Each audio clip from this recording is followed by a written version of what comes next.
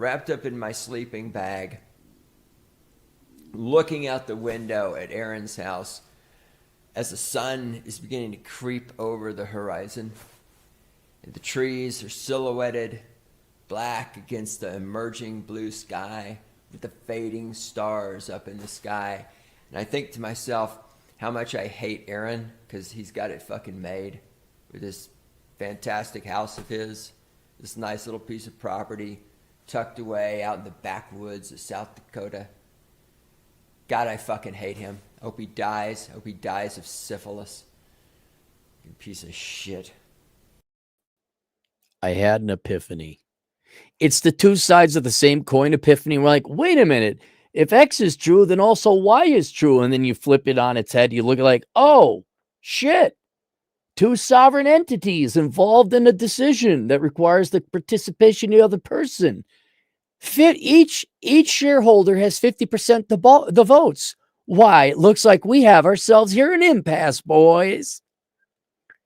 And I know I will be surprised if this maintains monetization. I didn't know any other word to use. I have to say porn.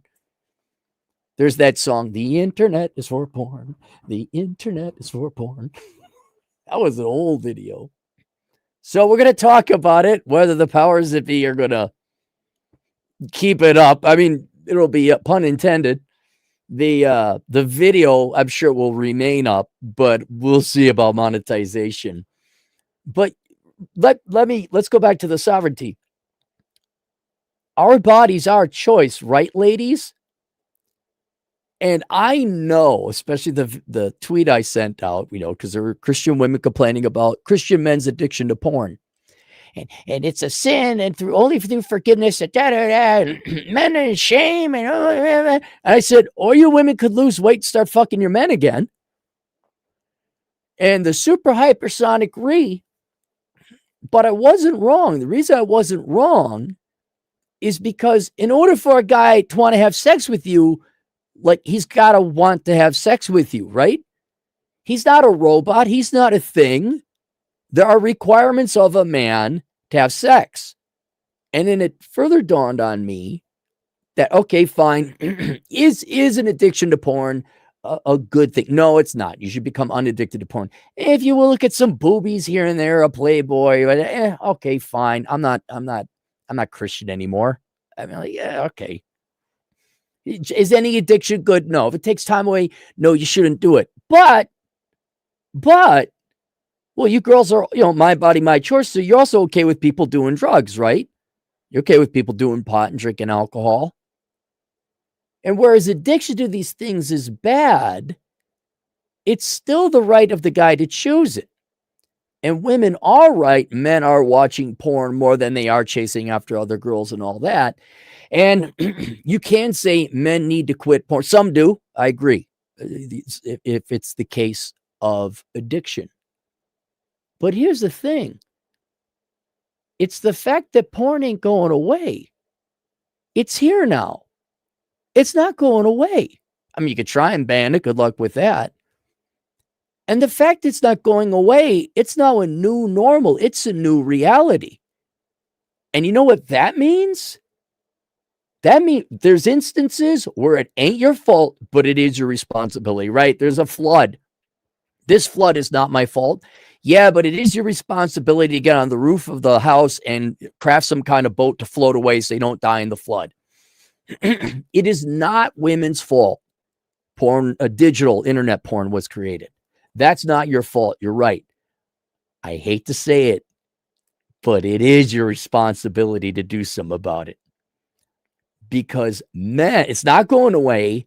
Men increasingly are choosing that over women. And I don't mean addiction. The biggest threat to sex or the men's pursuit of women and all that is not an addiction to porn. It's the fact it is so much cheaper and so much quicker.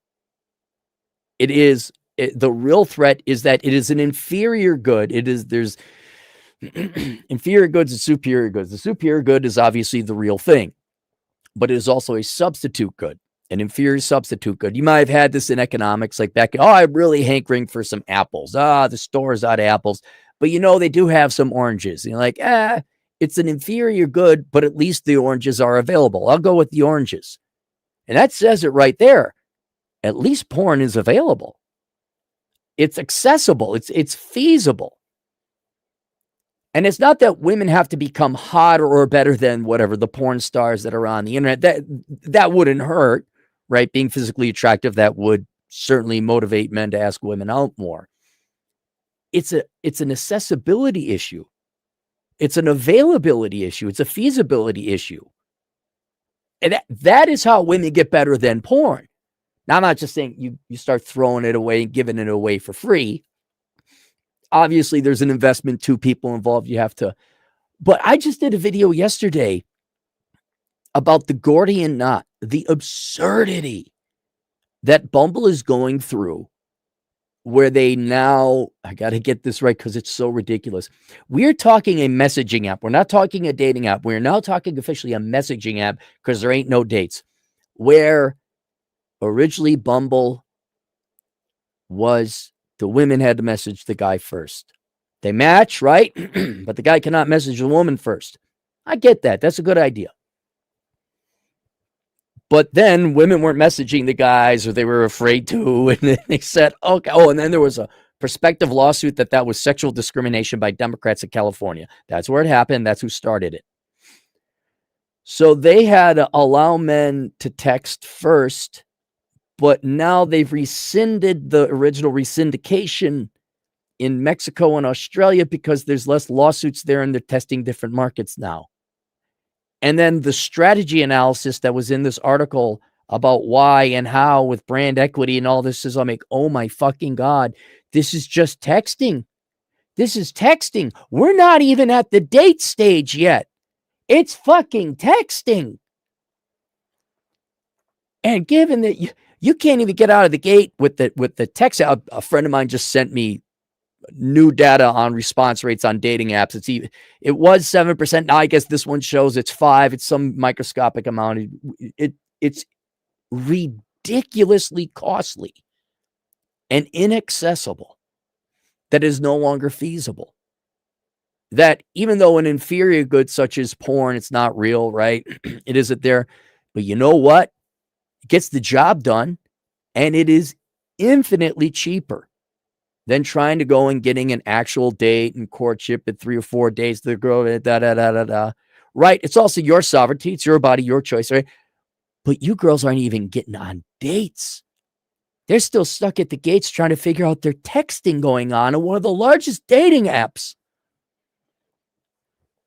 And the fact that porn existed and it is going away, and that it's not that it's infinitely cheaper to rub one out, right? Think of all the prospects. It's infinitely cheaper than messaging 90 minutes a day, all that other stuff. And you got to go on 10 dates with 3 different, that's a tremendous amount of investment, all right? Or 5 minutes, you rub one out, move along. Not addiction, genuine swapping out. I got to get, if anything, those guys might be a little bit more productive and industrious. Well, certainly more than you just looking at a screen for hours on it. But you girls have also gotten way too expensive. And I don't mean the sex. I mean the courting and the dating that inevitably does lead to sex when people feel comfortable about it. This ridiculous logjam at the texting stage and trying to get dates. And then you girls are upset men are looking at porn? What are they supposed to do?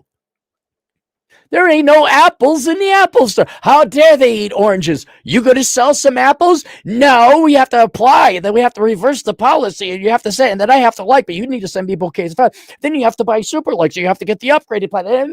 And then after 48 messages, then I'll say, okay, I'll meet you in person. And then I stand you up anyway. Are you fucking joking me? Right? It's now you all got to look like, Stormy Daniels, right? Okay, younger, obviously. It's not you got to look like Brandy Love. That's my favorite porn star. Brandy Love, she's a good-looking gal, right?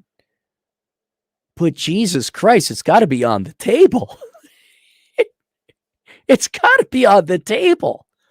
And when the searching costs are so high, and there is this reality, right? You know, beforehand, maybe you get a Playboy or something.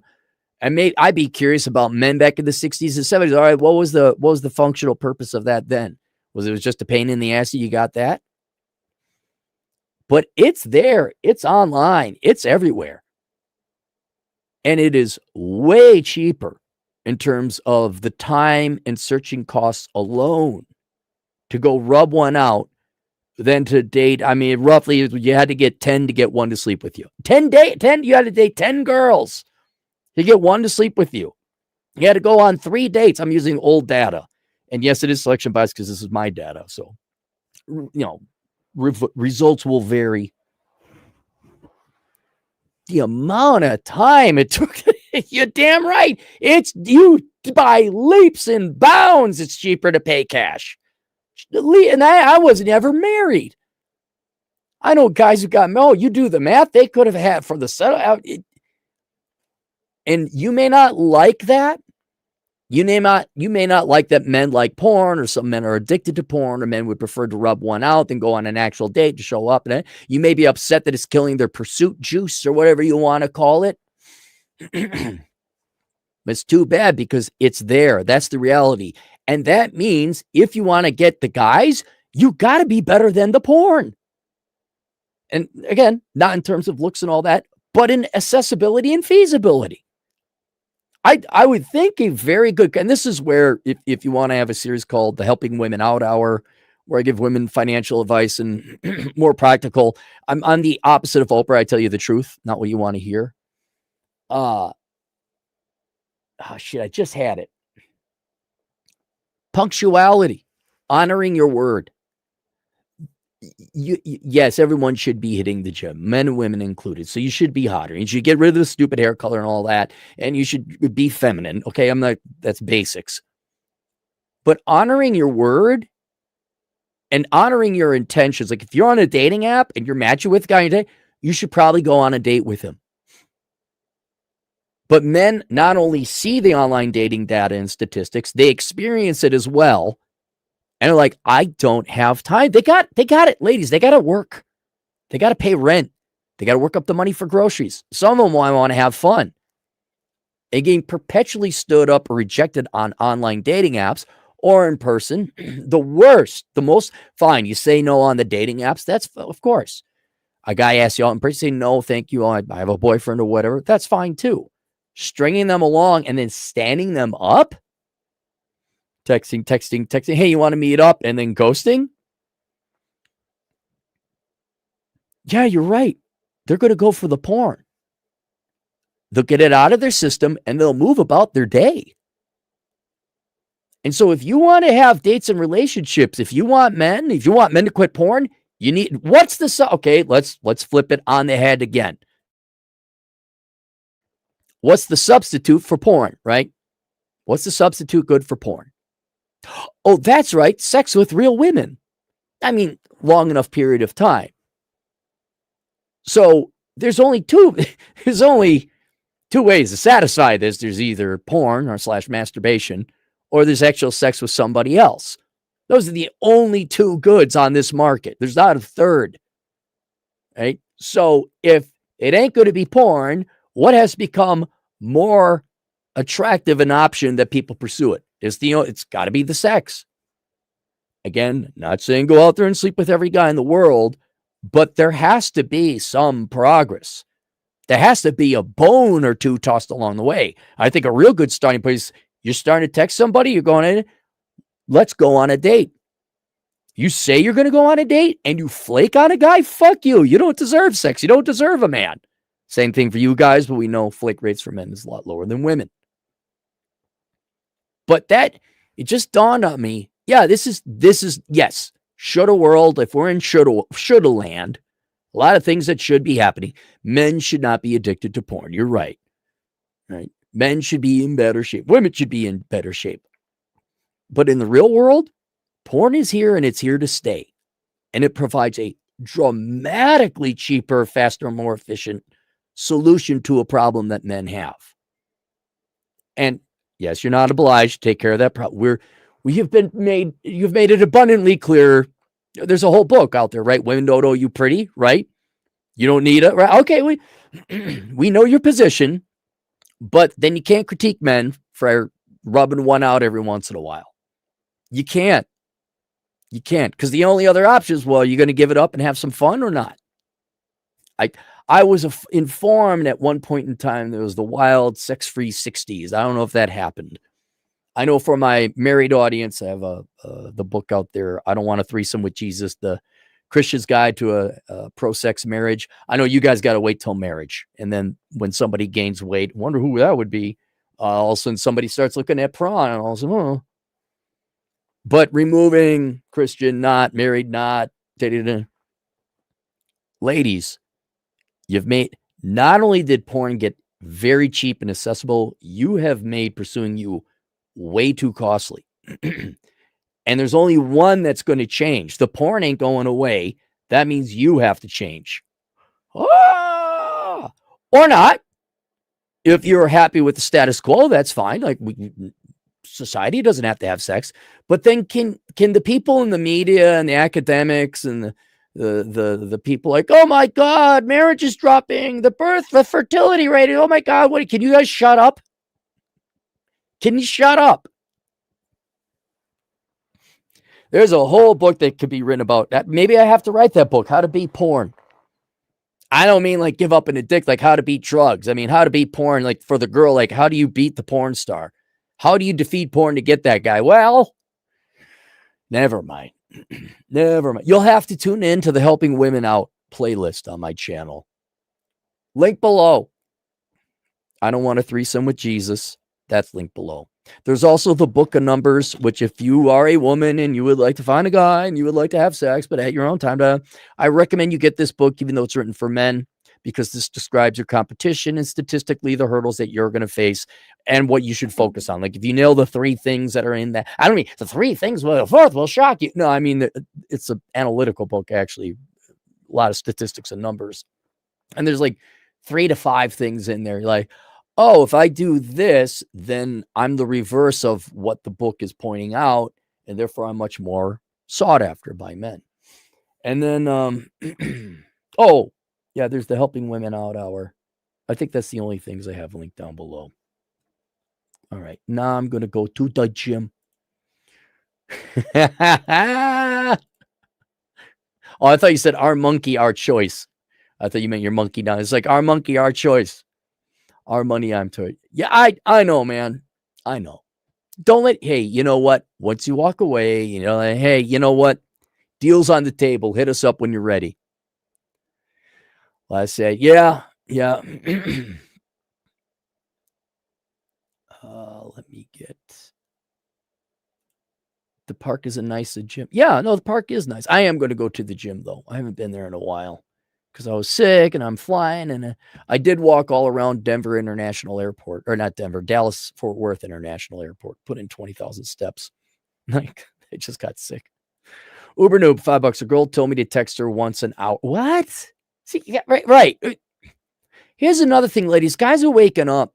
They're not tolerating this bullshit. The games and the leading. No. That had its peak in the aughts, okay? From the 60s to about the aughts, it was a 4-year period where guys, what? Oh, trying to be traditional. No, it's over. The game's been exposed. You can't be doing this no more. Men have to live. They have to pay rent. They can't waste 90. It was at one time people were wasting 90 minutes a day on dating apps. No, we don't got time for that. We don't have time for commutes. We don't have time for wasting dating apps. We got shit to do. So do you girls. You don't have shit. You should be wasting your time on the dating apps either. A girl told me to text her once an hour. I've got a job. Pookie can text you for a place to stay. Just rent. Much more efficient. See, you got a girl, Uber Noob, and then it's still a time-consuming chore. Like, oh my God, text you once an hour. No, get the fuck out of here. Small William, $5. Small William climbs trees. Find beehive with honey. Thank you, Small William. Small William should write a poem, a haiku book. He's very good at that. All right, there you guys go. Questions, answers, asked. Ladies, if you have specific questions, I know the irony is I'm the only one telling the truth right now. And they're going to go read some girl boss horse shit like Women Don't Know You Pretty and Oprah's Guide to Being an Insufferable, Fat, Unfuckable, hoo-ah, ha-ha. Go read that. But if you'd like to find a guy, you're probably going to need a guy's advice. You can hire me at Asshole Consulting. Well, that happened. We got this nice little lady down in Costa Rica. I set her and a guy up, and they met. And then I don't know if, they're not guaranteed to get married, but they seem to be having a good time. I set up Vlad Elkins a couple times. Big Mike's Peeping Tom, $2. So thankful Big Mike's better than Nebraska corn. Yes, she hugs me at night, or he hugs me at night. All right, see you kids later. Toodles.